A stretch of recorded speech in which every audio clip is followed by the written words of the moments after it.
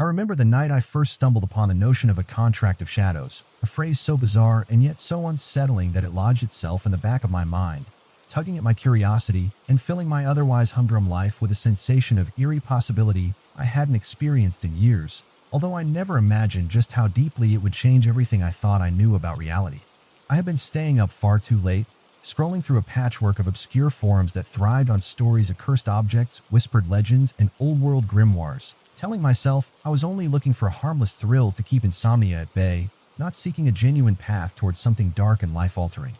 It was the middle of a quiet weeknight when I spotted a single post titled, "Has anyone heard of the Contract of Shadows?" which had no replies and only a handful of views. Yet the starkness of the question sparked an instant shiver that sent goosebumps racing along my arms, compelling me to click on it with a mixture of unease and excitement. The post was brief, barely a paragraph describing a centuries-old rumor about a pact one could make with entities of shadow, granting extraordinary boons at unimaginable cost. And though its language was vague, it linked to a snippet of battered Latin text that my limited knowledge could only partially decipher, enough to gather that it concerned Umbri Foetus, a potential pact of shadows or contract of shadows, hidden within ancient manuscripts seldom discussed by scholars. My first instinct was to dismiss it as yet another internet creepypasta, the kind of rumor that bounces around for a while before vanishing into the digital ether. But something about the tone, the quiet, desperate sincerity of the post, kept me from closing that browser tab, and I found my heart pounding harder with each rereading of the few lines that promised forbidden power. Unable to quell my fascination, I copied the snippet of Latin text into a translation tool, gleaning that it spoke of bargains made with the living darkness, a realm of swirling shadows that existed alongside our own, granting mortals fleeting glimpses of impossible knowledge or abilities in return for price nobody dared define clearly, and that chilling lack of specifics only served to magnify my obsession. The more I learned, the more I found references cropping up in obscure parts of the internet, half-coded allusions to shadow signatories and whispering silhouettes that suggested I wasn't the only person drawn to this cryptic phenomenon, although most sources contradicted each other as to what the contract entailed or how one might invoke it. I lost track of time that night, devouring every scrap of detail I could find, from half-baked retellings by self-proclaimed occult dabblers to archaic footnotes in dusty PDF scanned from forgotten university archives, all of which pointed to a single disturbing idea, that if you followed the right steps, you could invite a sliver of living darkness to bind itself to your spirit, forging a bond that granted power far beyond normal human reach, yet also left an unspoken terror lurking in the corners of your mind.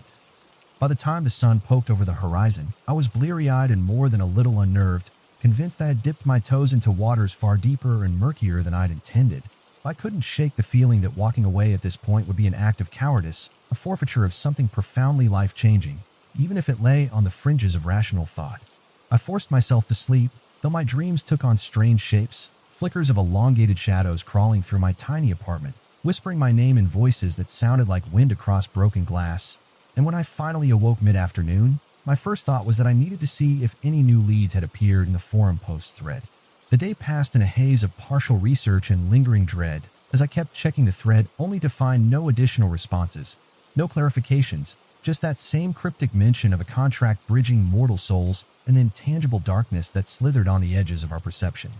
Even so, an undercurrent of electricity buzzed in my veins, something I hadn't felt in years. The sense that I had stumbled onto a hidden passage in the world's dull tapestry, an escape hatch leading to wonders and terrors alike, though which side would dominate remained a mystery. Over the next few nights, I hunted more aggressively for references to the Contract of Shadows, discovering mentions buried in the comment sections of ancient blog posts, from people who claimed their great-grandparents whispered of such pacts in hushed tones, or from amateurs who insisted they had once glimpsed a living shadow flicker across a mirror at midnight after reciting a strange chant. Consistency was hard to come by, but the few scraps that aligned suggested a recurring theme. Those who signed the contract always did so alone, in secret, using some form of reflective surface, black candles, and an offering of personal essence, usually blood or breath, by which the shadows could anchor themselves. None of the accounts detailed exactly what happened after one signed, only that some signatories vanished mysteriously, while others seemed to gain unearthly insight, or in rarer tales, the ability to manipulate small corners of reality in subtle ways. But every story ended in foreboding silence, as if to caution that nothing in this realm came without a crippling cost. At first, I told myself that I was investigating purely for the sake of curiosity, a kind of intellectual exercise, but soon my curiosity spilled over into a daily compulsion. I neglected social calls, ignored routine errands, and found my every spare moment devoted to combing through digital archives, half-ruined library indexes, and the personal websites of self-styled occultists, my soul hungry for the next clue. Then, one damp evening, while rummaging through the local library's archaic reference section, I came across a footnote in a disintegrating volume of folklore that directly named the Contract of Shadows as a dangerous rite performed by those seeking dominion over intangible secrets, linking it to a rumored grimoire stored in the library's off-limits basement archives. My heart hammered so loudly in my ears that I worried other patrons might hear it, because if that footnote was to be believed, then the confirmation wasn't just an ephemeral internet chatter. It was physically stored right here in my city, waiting for someone insane enough to open it. I felt the weight of decision press on me. Should I risk rummaging through locked archives for a half-mythic grimoire, or should I accept that this was the final warning sign that I was in over my head and needed to walk away? That night, my dreams escalated, turning from fleeting glimpses of crawling darkness into near-lucid experiences of wandering through labyrinthine halls lined with black mirrors, each reflection twisting my image until I scarcely recognized myself. And just before I would wake in a trembling panic, I'd hear a deep voice chanting in a language I couldn't place, urging me forward, always forward. When I woke, drenched in sweat and pulse raging, I realized that the combination of dread and enthrallment had become too strong to deny. I needed to know if the library's basement truly held a text referencing the Contract of Shadows, if only so I could confirm or refute the mania clawing at my consciousness. The following afternoon, I slipped through the library's main floor with my head lowered, feigning casual interest in the shelves, while inching toward the employees-only stairwell that led down into the restricted basement archives, a place rumored to contain entire sections of books too fragile or obscure for the public to handle, along with older acquisitions never properly cataloged. I felt my stomach twist as I quietly tested the stairwell door, finding it locked, but after a hasty lie about needing a particular reference for an academic paper, I managed to charm a reluctant librarian into escorting me downstairs, her watchful eye scanning the dusty shelves as if suspicious of my real intentions. We found nothing remarkable on the first pass. Row after row of disorganized volumes, decaying tomes on local history, genealogies, and musty almanacs, until I spotted an unmarked black spine protruding from a battered crate in the corner, its title half erased by age. I asked the librarian if I could examine it, expecting a refusal, but to my surprise, she seemed eager to be rid of the neglected clutter, so she handed it to me with a shrug, no recognition lighting her eyes as she turned away, leaving me alone with the book for a precious moment. My heart nearly seized when I flipped open the cover and saw the faint embossing on the first page, Umbri Foetus, exactly matching the Latin name I had glimpsed online, and the wave of excitement that rolled through me was tempered only by the creeping horror that I was now holding physical evidence of a phenomenon I had almost convinced myself was purely digital lore. The text inside proved difficult to read, some pages warped by water damage, others scrawled in archaic script that made me dizzy if I stared too long. But I caught enough references to the crossing of thresholds, the binding of living darkness, and the contract sealed in the supplicant's own essence to confirm that this was precisely the resource I'd been hunting, or perhaps foolishly chasing all along. Right then, the librarian returned, urging me to wrap up because she needed to lock the basement again. So in a moment of reckless desperation, I faked a coughing fit to draw her attention, and while she went to fetch water, I slid the book into my satchel, a flush of guilt and triumph racing through me as I realized I was committing petty theft, an act I justified by telling myself I was safeguarding crucial knowledge from dusty oblivion. My conscience gnawed at me the entire way home, but curiosity hammered even louder, driving me to latch every door and window in my apartment before carefully setting the stolen grimoire on my kitchen table, as though it were a dormant serpent that might coil into lethal action if jostled the wrong way. The next several days passed in a frenzy of attempted translations, me cross-referencing each page with online resources, my rudimentary Latin gleaned from half-remembered classes supplemented by archaic dictionaries, until the core of the text began to reveal itself, not only instructions for forging a contract of shadows, but ominous disclaimers about the certain transformations that would follow for anyone who dared sign it. The text described rituals involving black candles, reflective surfaces, intricate sigils drawn with a mixture of ash and the supplicant's blood, culminating in a moment where the living darkness was summoned to witness the signatory's vow and seal its end of the bargain, bestowing a fraction of Shadow's power upon the newly bound soul. Yet for all its detail on the method, it remained maddeningly opaque about the ultimate cost or the nature of the boon conferred, suggesting only that each signatory's deepest desire would be granted, though never in a simple or benign fashion, reminding me of the cautionary folktales about deals with devils or trickster spirits. My nights turned into a battleground between my lingering sense of self-preservation and an almost feverish urge to see if I could truly cross that threshold, especially when I consider the humdrum reality of my current life, a dead-end job, few close relationships, and a relentless thirst for something extraordinary that I'd never quite been able to define.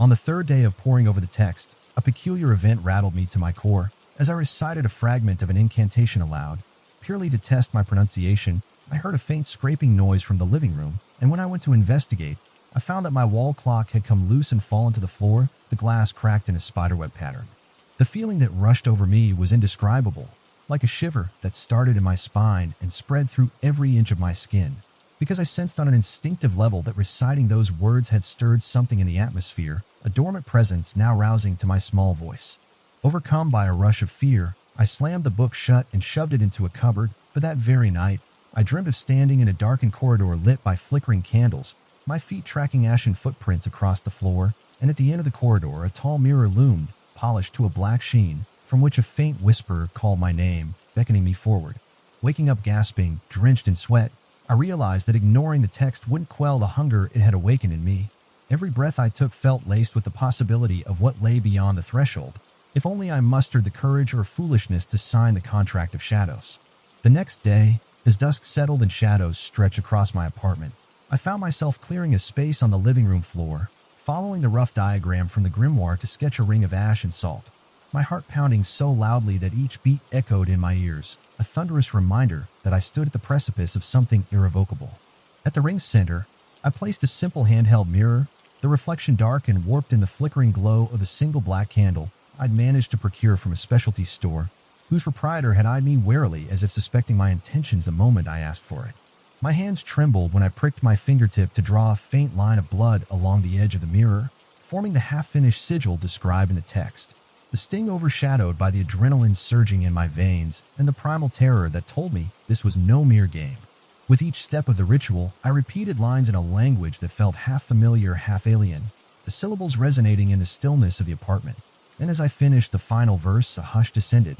so profound it felt like the building itself was holding its breath. I stared at the mirror, my reflection barely visible, and for a moment I thought nothing had changed, that all my secrecy and research had amounted to wasted fervor, until a candle flame flickered unnaturally, elongating into a twisted shape that danced across the walls, and I saw a second reflection in the glass, a faint silhouette that stood behind me in the mirror's surface, even though I was alone. My entire body tensed, every instinct screaming to break the circle, blow out the candle, and run, but an odd calm overtook me as the silhouette in the mirror leaned closer, its edges wavering like living ink, and I realized I could hear a low hum, a vibration that seemed to emanate from the very space around me. Then, in a voice that didn't come from my throat but rather filled my mind, the silhouette spoke my name, confirming that it recognized me, that we were now bound by a tenuous connection, and I nearly collapsed with a surge of awe and horror at the realization that I had truly reached across the veil to something beyond human comprehension. It wasn't a voice in the normal sense, more a telepathic brush of thoughts, but the meaning was clear. It asked what I sought, what I intended to bargain for, and in my shock, the only thing I could muster was a trembling admission that I wanted to escape my mundane life, to grasp some measure of destiny or purpose that had always eluded me. The mirror's reflection shimmered, the silhouette nodding in eerie acceptance, and I felt an electric tingle race through my veins, as if the entity's agreement to negotiate poured raw energy into my body, simultaneously exhilarating and terrifying me beyond words. Yet the final step was undone, the actual signing of the contract not completed, because the text insisted on a full naming of desires and a formal vow. But as the edges of my vision blurred, I found myself unable to proceed, too overwhelmed by the presence in the mirror, too uncertain if I was truly prepared to pay the unknown price. The silhouette lingered for a moment longer, then slowly receded, leaving me gasping on my living room floor as the candle flame died back to normal proportions, and I realized how narrowly I had avoided crossing a line that might very well devour my soul. In the quiet that followed, I pressed my trembling hands to the ground, struggling to reconcile the fact that I had made undeniable contact with something inhuman, that the contract of shadows wasn't just an internet myth but a living threat beckoning me to finish what I started. And as I slowly cleaned the ash and salt from the floor, tears slipped down my cheeks, a mixture of relief that I hadn't fully signed and regret that I had tasted the possibility of a grand cosmic secret, only to falter in my resolve. Even so, I suspected that my brush with the contract wouldn't simply vanish from memory, that the living darkness I'd summoned might linger in the corners of my apartment, quietly waiting for the hour when my yearning outweighed my caution, for I already felt an invisible thread tugging at my heart, whispering that I had nowhere else to run. I spent the next several nights trying to convince myself that what had happened in my living room was little more than a fever dream, some elaborate trick of the light, or the product of my own exhausted imagination. But the moment I closed my eyes, I felt a subtle presence that refused to let me rest, as though the remnants of that summoned silhouette still lingered just beyond the threshold of normal senses. My apartment felt charged with a static tension, each corner seeming to darken prematurely in the late afternoon, and whenever I walked by a reflective surface, be it a window at dusk or the gleam of a polished countertop, I caught a fleeting impression of movement that vanished the instant I tried to focus on it, teasing me with the knowledge that the contract of shadows had not fully released its grip.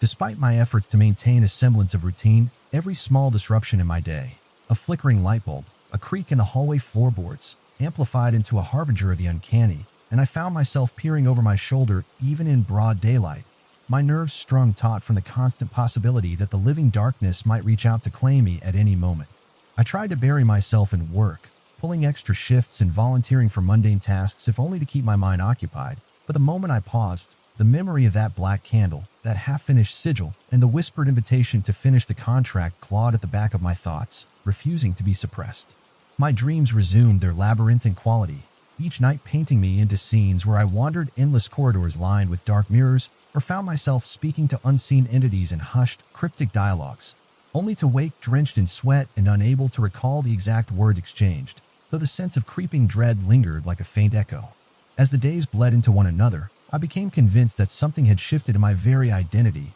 as though a fragment of the shadow realm I had courted now resided inside me, heightening my senses in unsettling ways. I noticed details in the environment I'd never clocked before, saw swirling patterns in dim rooms, and occasionally heard faint sounds, like distant breaths or heartbeats, that no one else seemed aware of. When I made the mistake of discussing these changes with a close friend, they looked at me with grave concern, urging me to see a doctor or a therapist, and though I tried to laugh it off as stress, I could see in their eyes the worry that I was unraveling, the kind of alarm that only made me withdraw further, unwilling to risk exposing the true nature of my predicament. I spent more time alone, haunted by the compulsion to study the old text I had stolen from the library basement. Yet whenever I opened it, a cold tremor ran through my limbs, and the words on the page seemed to ripple, as if alive with a malevolent energy that sought to devour my resolve, enticing and repelling me in equal measure. Late one evening, I decided I couldn't continue living in this purgatorial state, half bound to the contract, half tethered to normalcy, so I forced myself to open the text and search for any references to reversing or negating the partial bond that might have formed when I first summoned that silhouette and recited the incantation. My heart sank as I realized nearly every mention of reversal was couched in dire terms, warning that once the connection to the shadows was established, rejecting it outright could invoke wrathful consequences, illusions, poltergeist-like disturbances, or worse, the dissolution of one's sense of self under the weight of a jilted pact. The text hinted, however, that fully completing the contract could yield a more controllable outcome, implying that forging the pact in entirety, rather than leaving it unfinished, might be the only way to solidify or manage the power without succumbing to chaotic retribution, though that prospect sounded equally terrifying. In a surge of desperate curiosity, I combed the margins for notes from previous owners, finding scrawled hints that completing the contract allowed a signatory to harness a fraction of the living darkness for their own ends, granting the ability to manipulate shadows or glean knowledge from hidden realms, at the cost of fostering an alien presence in one's soul.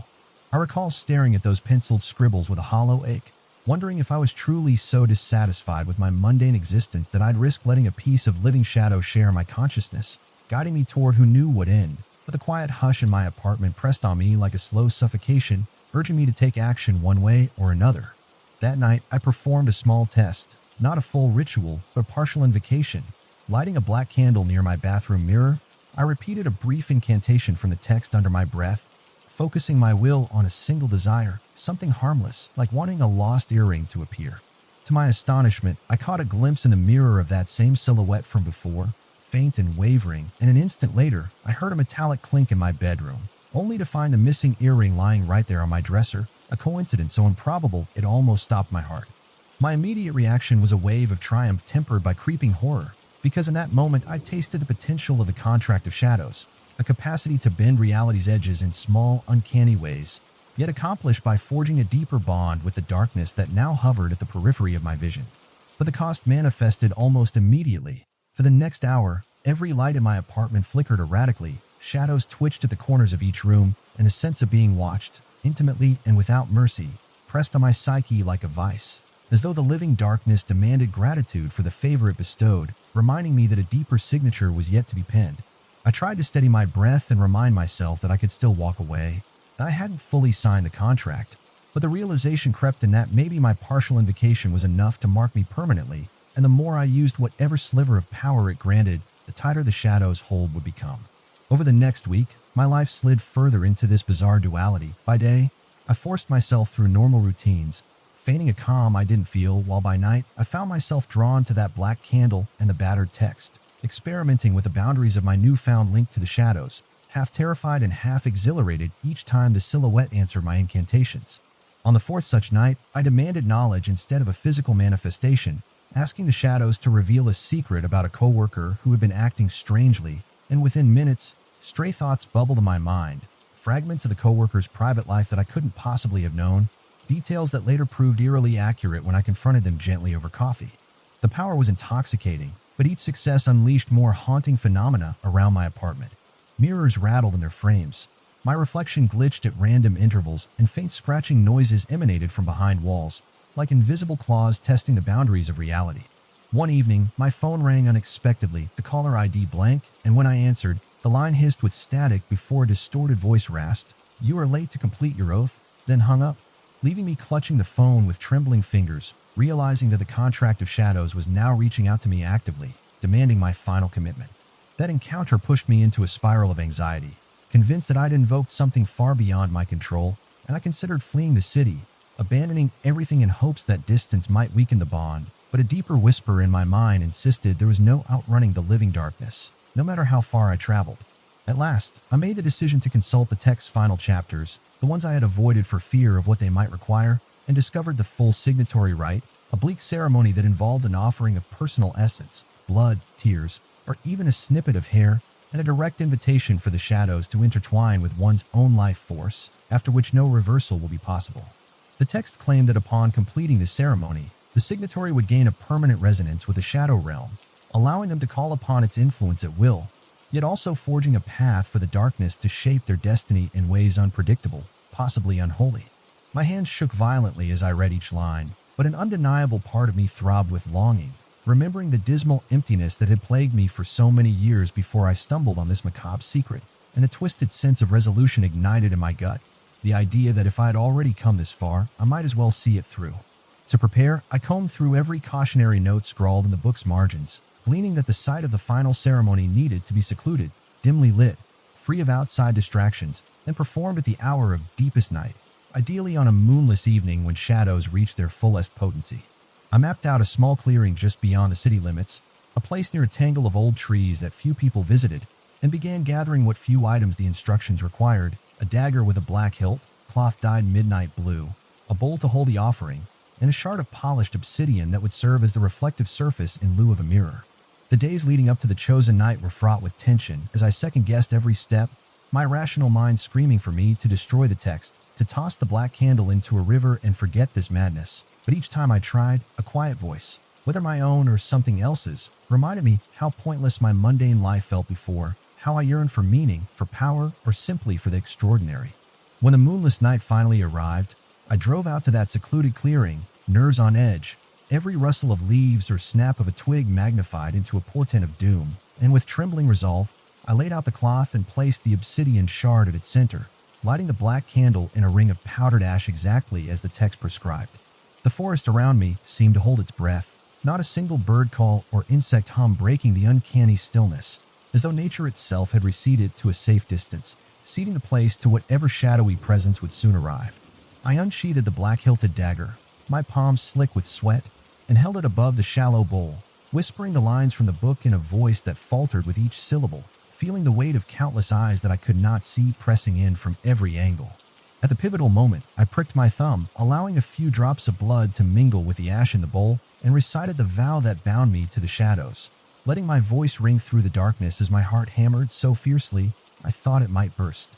A gust of wind tore through the trees, whipping the candle flame into a frenzy, but failing to snuff it out, and the obsidian shard began to glimmer with an otherworldly sheen, as if it were no longer mere stone but a gateway reflecting the swirling depths of some cosmic night. My chest seized with a tidal wave of fear, but I forced myself to remain, keeping my gaze on the obsidian, where shapes writhed just beneath the surface, forming into that familiar silhouette I had seen so many times in my dreams and half-finished rituals, now more defined, as though beckoning me to step closer.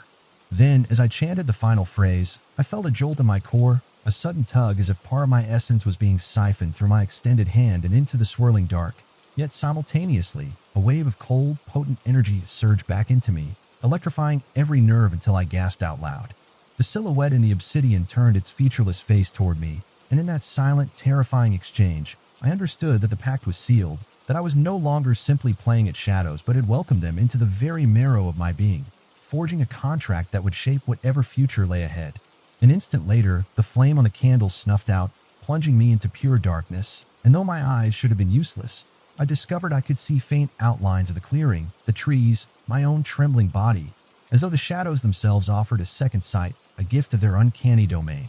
I remained there, crouched by the obsidian shard, my thoughts reeling, adrenaline and dread locked in a vicious struggle, aware that I had crossed a threshold from which there would be no turning back, unsure whether I would emerge triumphant or damned, only certain that everything had changed. In the silence, a slow hiss of wind rattled the leaves, and I sensed the living darkness swirling inside me, curious and expectant, a formless companion that pulsed with me like a second heartbeat, waiting for my command or perhaps biding its time until it determined my fate. By the time I found the courage to stand, my legs were numb and I nearly toppled over, the empty bowl clutched in my hand, the dagger lying at my feet, and in that moment, I felt neither triumph nor regret, only a peculiar numbness that whispered the real reckoning would come later, once the initial shock subsided.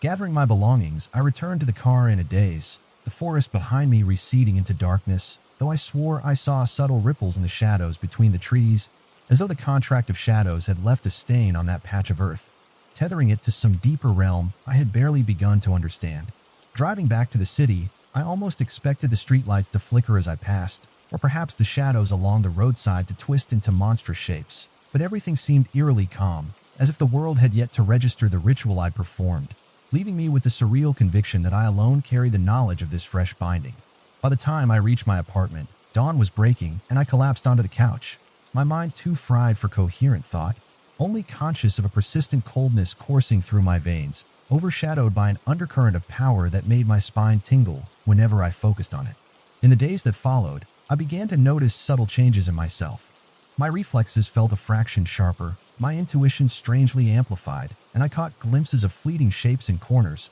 as if fragments of the shadow realm accompanied me wherever I went, though they neither harmed me nor fully revealed themselves. People around me sensed something was off, giving me odd looks, even stepping aside in hallways as though they felt an invisible aura I was projecting. And although I feigned ignorance, I knew the contract of shadows was slowly reshaping how I interacted with the mundane world, inch by inch taking root in the fabric of my daily existence. Late at night, I could no longer sleep deeply, as my mind buzzed with new possibilities, secrets I might glean, abilities I could test, all overshadowed by the lingering fear of an unknown penalty that would surface if I pushed the power too far. For the text had warned that the shadows demand ongoing tribute or at least a willingness to expand their domain in one's life. With each passing hour, I realized my journey was only beginning, that forging the pact was merely the threshold, and now I stood poised between a life of cryptic potential and the ever-present risk of losing my humanity to the very darkness that had offered me its gifts, a precarious dance that promised neither safety nor absolution. I was not prepared for how radically my life would change once I fully embraced the contract of shadows, though in those early days, a sense of cautious thrill overshadowed my lingering dread, as if the very air around me crackled with possibilities I had never before dreamed of touching. The signs of my new reality emerged gradually. First, the subtle ways in which I could will the shadows in my apartment to shift, elongating on command or gathering at my feet whenever I felt the desire for secrecy, and then the more unnerving revelations, like how I could hear a distant murmur of voices whenever I closed my eyes in a dark room. A chorus that seemed to hail from the same realm of living darkness now intertwined with my blood. It felt almost intoxicating, realizing that a single whispered thought could nudge the ephemeral gloom to conceal me from prying eyes if I so wished. Yet each demonstration of that power left an aftertaste of cold electricity in my veins, a prickling numbness that warned me I was treading on precarious ground. My coworkers, friends, and even casual acquaintances began to regard me differently, offering hesitant smiles and sometimes giving me a wide berth, as though they sensed on an instinctual level that something about me had grown distinctly other. And despite my attempts to act normal, the new tension in social situations only solidified my sense of separation from the ordinary world.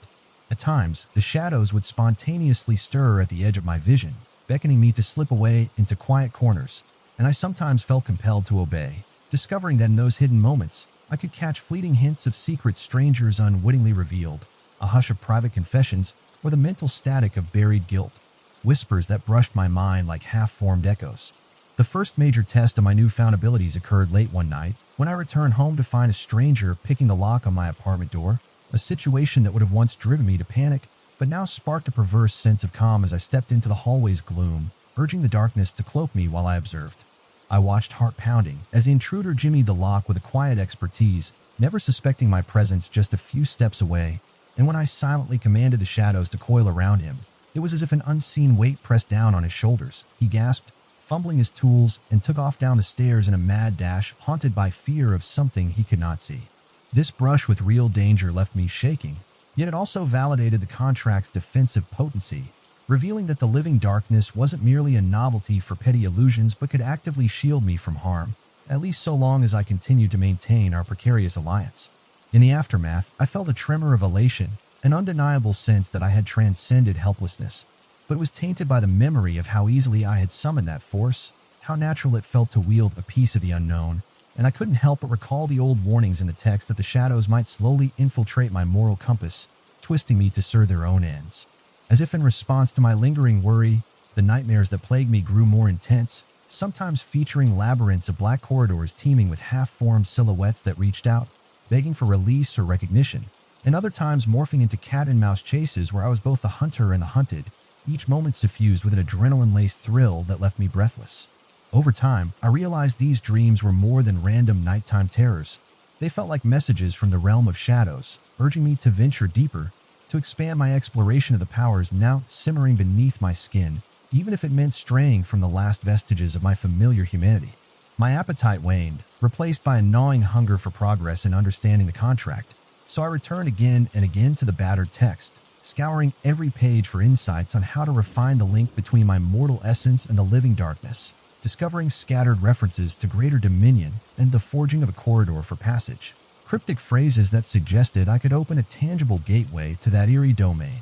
One cryptic margin note spoke of a dreadful apex known as the Shadow Gateway, a ritual rumored to allow the signatory to physically enter the Shadow Realm, albeit briefly, though the writer had scrawled a warning that many who attempted it never found their way back, becoming lost in the swirling gloom or devoured by forces too alien to describe.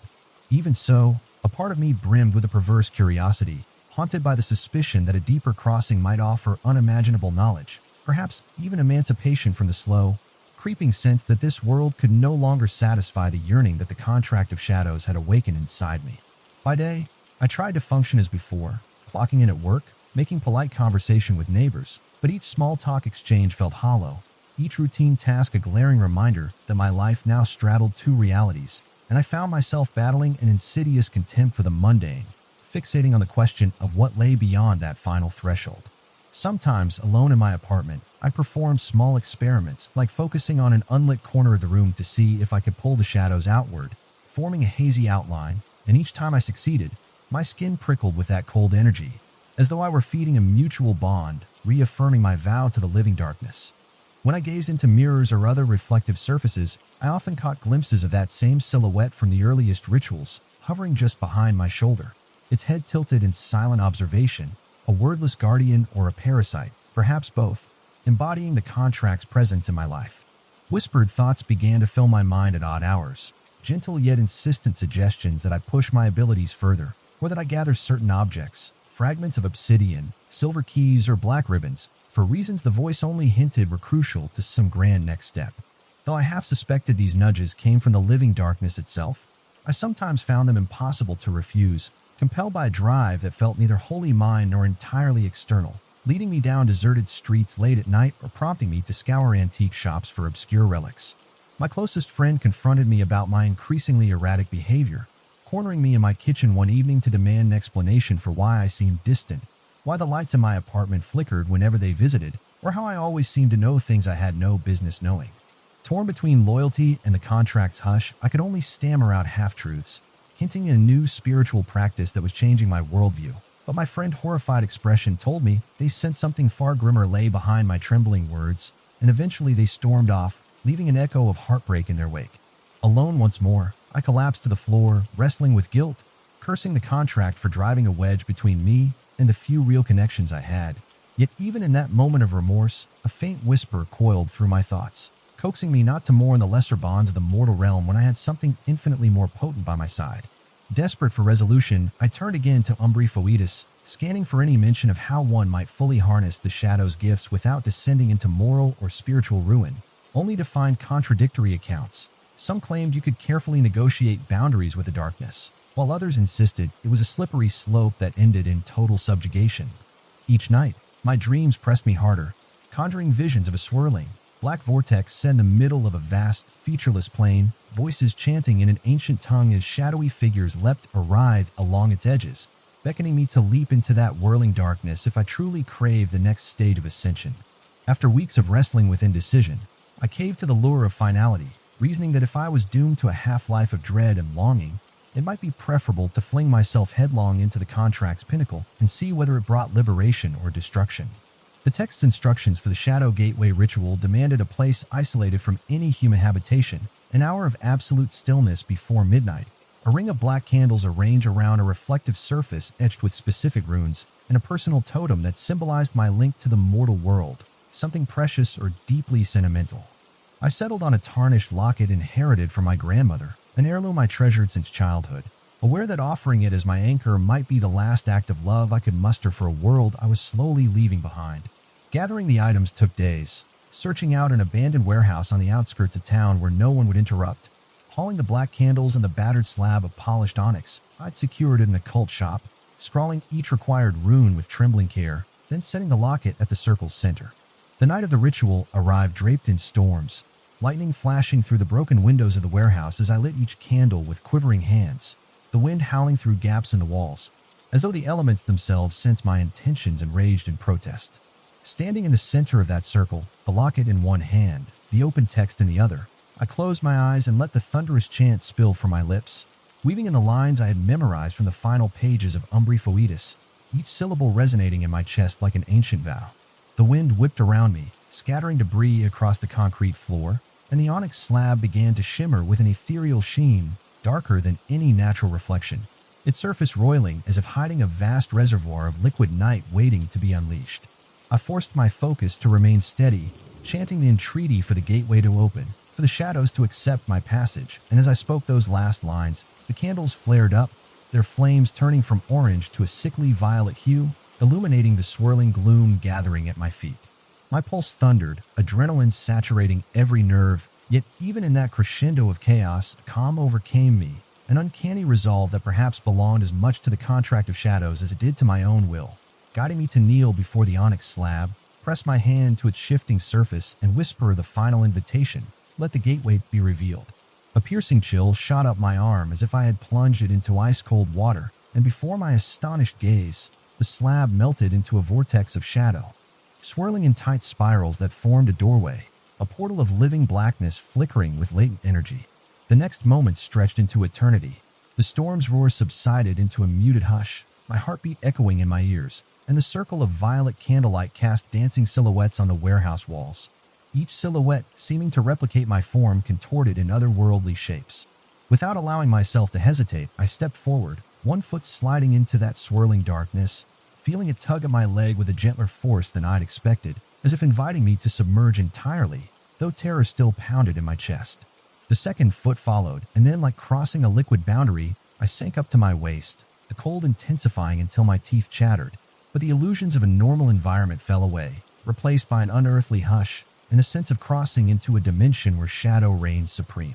My final conscious glimpse of the warehouse was a vision of flickering candles, toppling in a gale, and then the swirling blackness engulfed me wholly, leaving me suspended in a realm absent of light, form, or direction, yet pulsing with a faint heartbeat that seemed to echo my own. In that void, time lost all meaning. I drifted, acutely aware of the presence of countless shapes sliding through the darkness like eels in a vast cosmic ocean, brushing against my consciousness with polite curiosity or menacing hunger, I couldn't tell. A faint silver thread around my neck reminded me that I still clutched the locket, my one remaining tether to mortal existence, and I seized upon it, recalling the instructions to anchor my sense of self should I risk becoming lost in the swirl of living night.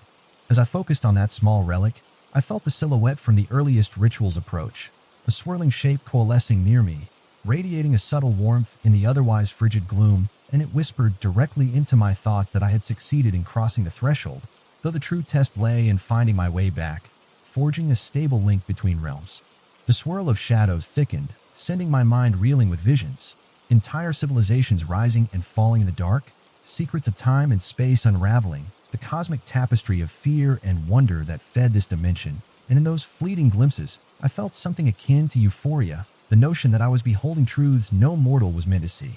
Yet for all its majesty, an undercurrent of malevolence beat at the heart of the darkness, a slow, resonant pulse that threatened to swallow me if I lingered too long, as though every moment spent absorbing these revelations eroded my humanity, letting the contract deepen its hold until I was more shadow than flesh. In a surge of panic, I grasped the locket so tightly the metal edges cut into my palm, and I fought to remember my name, my life, all the mundane details that had once bored me, now precious lifelines preventing me from sinking into the swirling black forever. The silhouette guided me, or so it claimed, coaxing me to retrace my steps in reverse, which amounted to mentally picturing the warehouse circle, the ring of candles, the battered text, and the storm raging overhead, conjuring an image so strong it might rebuild the doorway from this side. Summoning every shred of willpower, I chanted an improvised version of the lines from Umbri Foetus, weaving the essence of return into the ephemeral gloom, praying that the contract would honor my desire to exit this realm, or at least that the fragment of living darkness I had bound to my soul would not betray me.